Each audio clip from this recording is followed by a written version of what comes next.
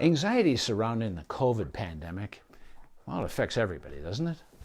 Well, we know from research that dogs and cats can get infected, but they hardly get sick. The truth is that the greater risk is from the person who might have given it to the cat or a dog. Has anybody here had this infection in their home? Boy, I sure hope not. Let me know if you have, and tell me if everybody's okay.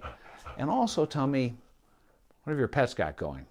I'm going to explain some of this research in just a minute. It's pretty straightforward stuff, and I think it'll put your mind at ease. And by the way, in case we haven't met, I'm veterinarian Dr. Jeff Nickel. And this is the family Border Collie Miss America, and this is Gaston, and this is Tony over here. I'm residency trained in veterinary behavior medicine, but I've been in general practice for many, many years. And what are called zoonotic diseases that can affect humans as well as other species, those are actually the purview of veterinarians. It's our job to recognize when those things are a risk. Let me tell you a brief story, by the way, off topic. I saw a dog recently with a behavior problem. Nice dog, actually. Quite anxious, though, and very committed and concerned pet parents. These folks live north of Santa Fe, area called Pewaukee, New Mexico. They got a lot of snow recently, a lot more than we did here in Albuquerque. Well, about 9 months ago, this dog got into a little tiff with a coyote. Now, here's the issue. Coyotes are wild animals. They live in groups. They're related to dogs, but they're not the same species. And they have a natural and healthy and appropriate fear of humans. And so these folks occasionally see groups of coyotes some distance away from their yard. But this particular coyote came up to the fence. And their dog, by the way, has a natural predatory aggression, which isn't really considered a behavior problem unless it goes after your small pets. Well, this dog jumped the fence and thrashed and killed that coyote. Why did that coyote come close to that fence? If it had been part of this social group, what are you doing, gentlemen? If that species naturally is afraid of humans and keeps their distance. When we see a wild animal behave in ways that are just out of character for that species, we are concerned about rabies. And that's what's called a zoonotic disease. It can affect other species as well as humans. Okay? So, coronavirus or COVID, yeah, is that a problem for pets? And can they give it to us? And can we give it to them? And how risky is it for them? You know, you'd have to live under a rock for the last year if you don't understand something about its effects on people. Goodness gracious, Tony T, you're eating too fast. Oh my goodness, he's spitting up his cat treats. Sorry, little fella. Yeah, Carolyn will get us something to mop that up. The thing about cats is that a lot of them vomit. And it's always this question about, oh, how much vomiting is too much? And look who's here. Cindy, thank you for coming. I'm delighted you could make it. Sorry, Tony T. Carolyn, can I give this to you? This little cat, tiny cat spit with a little cat treat in it. There we go. So anyway, what do we know about the COVID problem in pets? It's been investigated in dogs and cats, and here's what we know so far. And I'll read you just a little synopsis of a couple of papers, very brief stuff here. A recent paper that was titled Natural SARS-CoV-2, which is the scientific name for coronavirus infections among serially tested cats and dogs in households with confirmed human COVID infections in Texas. You know, they got to do these things someplace, so this one was done in Texas. It was by Dr. Sarah Hamer and her colleagues, and they conducted what's called a longitudinal study. Now, a longitudinal study, by definition, is one where they start out gathering data on the subjects, in this case, cats and dogs, and they resample them over time. It isn't a cross-sectional study that's done right now. It goes on for a while. So they found that 47% of cats and 15% of dogs from infected households tested positive for the virus. Well, those are pretty significant numbers, especially the cats. It's almost half of them living with people who had documented COVID infections. The virus was isolated in just one cat. 82% of the pets who were infected showed no symptoms at all. And the authors concluded from their study that there was no evidence that companion pets play any role in spreading the virus to humans or to other animals. Okay? Now, research isn't perfect, is it? And, this was only several dozen cases. So I contacted the lead author of the study, Dr. Sarah Hamer, and she was very kind and responded to me and explained this. And here's a quote from her. "One great finding in our research so far is that most of the dogs and cats that test positive either are asymptomatic, in other words, they have no symptoms, or have had only mild symptoms as reported by their people, such as a few days of lethargy or some sneezing. We've been fortunate to resample positive animals over the time in our study, and all cases have resolved their infections without veterinary intervention." So, and Carolyn, you did a little magic trick on this thing last time, and I do not know how to find people's questions and things on this darn iPad. I don't know if you can monkey with this thing. Thank you. You have to have a producer if you're going to do these things, so Carolyn helps me. Another study titled SARS-CoV-2 Infection, Disease Transmission in... Thank you very much. There you go. Oh, Cindy's here, and Ann Manners is watching. And thank you for joining us.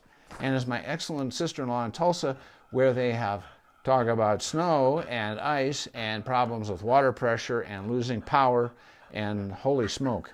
So, and we know that she's okay in Tulsa. It'd be a lot worse if she lived in Houston, right? This is a titled SARS-CoV-2 Infection, Disease and Transmission in Domestic Cats, in particular, by Godot and colleagues, determined that experimentally exposed cats became only transiently infected. This was in a lab situation. In other words, they got over it by themselves. They didn't hold on to it for a long period of time. And I don't know, Carolyn, I have no idea how the heck you touch this thing to... Swipe left at the bottom. Swipe left. Look at that. Amanda. This American could fix the iPad. Yeah, she's 13. All these adolescents know these things. Thank you. Okay, swipe left. Thank you. Okay, now I get it, I hope. Swipe left. Oh, for crying out loud. Well, it worked once. Anyway, these cats did not show the virus in their blood, but it was detected in respiratory swabs and various tissues. These cats developed antibodies, but in this study, none of them showed symptoms. In other words, had they not been tested, nobody would have suspected anything. So pets can get COVID from people. It's possible for them to get sick, but so far none have been known to have died from it, and they haven't infected any humans. So the current thinking is that dogs are very unlikely to have any involvement, and that while cat-to-human transmission is theoretically possible, the risk is essentially non-existent. So the good news, if there's any with COVID, is that we can share all the love and affection and swap spit with our pets, and my cat can vomit spitty stuff next to me. My dog can lick my face, and we don't have to social distance. I mean, there's so many people suffering from isolation and from anxiety and depression. I mean, you can read about this stuff. It's not, this is nothing there's nothing good about any of this. But Richard, thank you for coming. I appreciate that. And Tony, oops. I've got my microphone wire here, and Tony has discombobulated us. Here, let's turn the camera. There we go. Okay, we're good now. It's nothing like pets to keep things interesting. So, if you had a pet with COVID and you were concerned, they can be tested, and your veterinarian can send a swab to a veterinary lab, and we all have them. They pick up samples, and they give us results almost always the next day. So the kinds of symptoms that you would look for in a cat or a dog would be fever, and of course you have to take the temperature to find that out, although you can touch their gums And, you know, if you do that from time to time, oh, it's all right, sweetie. Oh, goodness gracious. And put your finger right there on your dog's gums. You get a sense of what's the normal temperature, and you can compare it. And I'll tell you from many years of experience with sick pets, you can tell when they're running a fever. You don't have to put a thermometer in their rear end or their ear. So fever, lethargy, some of them are going to have a discharge from the eyes or the nose. They might sneeze, and theoretically they could have vomiting or diarrhea, although I've heard nothing to suggest that. And the reason that that's possible is that the virus experimentally has also been found in the lower intestinal colorectal area on swabs. So yeah, they could have vomiting or diarrhea. But the cases that have been recognized so far and tested positive have, you know, had mild lethargy or a runny nose for a few days to several days. It's really valuable to have some hard and fast knowledge. And, you know, the thing is that as much as people want proof. They want scientific proof, don't they? And the truth is that we really don't prove things in science. I've been directly involved in research. I'm published on research in high-resolution MRI scans of dogs' brains with dementia. There's so much research in behavior and in the brain in all different areas. And when we draw conclusions, in every paper that's published, you'll see right near the end, it says conclusions before acknowledgments, and then all those references. And the conclusions don't ever use the word proof. We don't prove stuff. But if there are multiple research papers that are robust and well done and come to very similar conclusions, we can start to draw conclusions from those. And we always say that the weight of evidence suggests whatever, because we know that different research may show different findings and we may have to throw the earlier stuff out the window. But so far there's been some very good work done on this, and we just don't have any reason to worry about our pets. But, you know, there is mass hysteria, and nowadays, of course, we have the internet. I thought it would be a great thing when it came along in the 90s, but, you know, it's kind of a mixed thing, isn't it? Social media. But back in 1918, when we had the Spanish flu, the great influenza epidemic, not just in the United States, but in Europe and other places. Well, here in this country, at one point, there was this hysteria where people began to believe, because the word went out from someplace, that family dogs could be carriers of influenza. And they didn't get sick from it, but they were carriers, and that the idea was, the nonsense, frankly, that they could be a risk to humans. And they were families just like yours and mine that love their dogs with the same intensity and commitment that we love ours, and that these dogs were taken in and relinquished and euthanized because the belief was that that would save human lives. Well, of course, dogs had nothing to do with that, and they don't have anything to do, and cats don't have anything to do with this epidemic either. So love your pets with abandon. You know, practice social distancing outside your home. Wear a mask. I got this great one here from Under Armour. It's like an athletic mask, so I can ride my bicycle for exercise, and you know, if I encounter other people, but it isn't stuck against my face, so I can actually move air without, you know, feeling like I'm going to pass out. But at home we don't have to social distance, as long as everybody in the household practices good safety measures and social distancing and avoids indoor crowds. I mean, we all know that. You want affection and you have pets, then you are in luck. Now, there's more information to be had. You can go to a couple of different websites, and I will put their URLs in my Facebook page here in just a little while following the end of our Facebook Live. And they're both from the Centers for Disease Control, the CDC. And one of them is for pet parents. It's about the symptoms I just rattled off and more information about pets. And then the other question was, the other site, I'll put that URL in there, is what to do if your pet tests positive. So this is good information, and you're welcome to share this Facebook Live video or put the name of anybody in the comment line. And any questions that you have, you are welcome to send them to me on my Facebook page. And any that you have right now, and I'm swiping left, and I'm not getting anything. I'm doing things wrong. Anyway, Carolyn, do you see any questions there that I'm missing on the other iPad? There we go. Oh, Karen Gorky Mason is watching you.